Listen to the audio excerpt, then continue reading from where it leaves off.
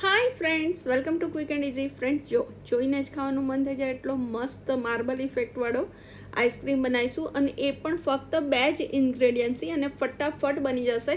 તો ચલો આપણે રેસીપી સ્ટાર્ટ કરીએ. ફ્રેન્ડ્સ, તમને ગમે ને તો તમારા ફ્રેન્ડ સાથે શેર કરજો અને મારી ચેનલને સબસ્ક્રાઈબ કરજો. ફ્રેન્ડ્સ, આ આઈસ્ક્રીમ બનાવવા માટે મેં આ વ્હિપિંગ ક્રીમનો ઉપયોગ કર્યો છે. એમાં ફક્ત 2 વ્હિપિંગ ક્રીમ અને મેંગો પલ્પ બેનો જ આપણે યુઝ કરીને બનાવીશું. તો મેં 250 ગ્રામ જેટલું આ વ્હિપિંગ ક્રીમ લીધું છે.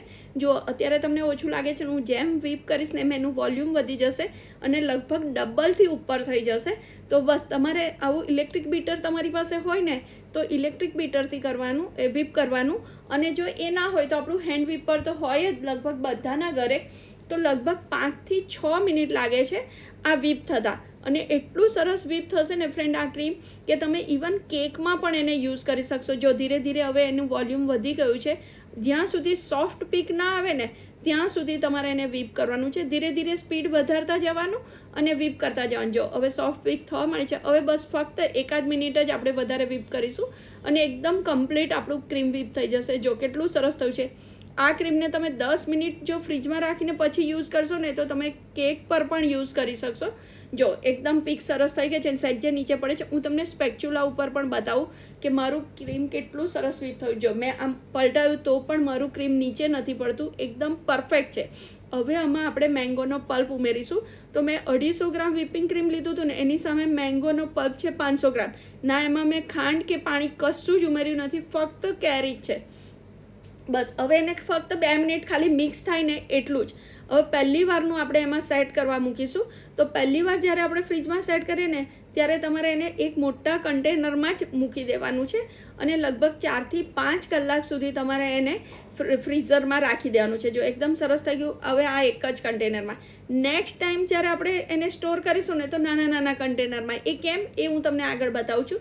જો આપણો ડબ્બો આખો ભરાઈ ગયો છે, હવે એને બંધ કરી અને આપણે એને 4 થી 5 કલાક આપણે ફ્રીજમાં રહેવા દઈશું. મેં 5 કલાક રહેવા દીધું હતું. 5 કલાક પછી જો એકદમ સરસ સેટ થઈ ગયો છે. ફરી એને આપણે એકવાર બાઉલમાં કાઢી અને ફરી 2 મિનિટ માટે વ્હીપ કરવાનું છે. આપણે એને માર્બલ ઇફેક્ટ આપવાની છે ને, તો આગળના ઇન્ગ્રીડિયન્ટ્સ હવે આપણે ઉમેરીશું. તો બસ તો એને તમારે બાઉલમાં કાઢી અને ફરી તમારે ઇલેક્ટ્રિક બીટરથી એને ફરી વ્હીપ કરી લેવાનો છે. ફટાફટ વ્હીપ થઈ જશે, કોઈ બહુ માથાકૂટવાળું કામ નથી. તો બસ તો હવે એને ચલો આપણે ફરી વ્હીપ કરી લઈએ 2 મિનિટ માટે. અને મેં તમને કીધું એમ વ્હીપરની સ્પીડ તમારે ધીરે ધીરે વધારતા જવાની. બસ 2 મિનિટ થઈ જાય ને એટલે એને તમારે આ મશીન કાઢી લેવાનું અને એની અંદર હવે તમારે થોડોક મેંગોનો પલ્પ અને લગભગ અડધી પોણી વાડકી જેટલા મેંગોના પીસીસ ઉમેરવાના છે.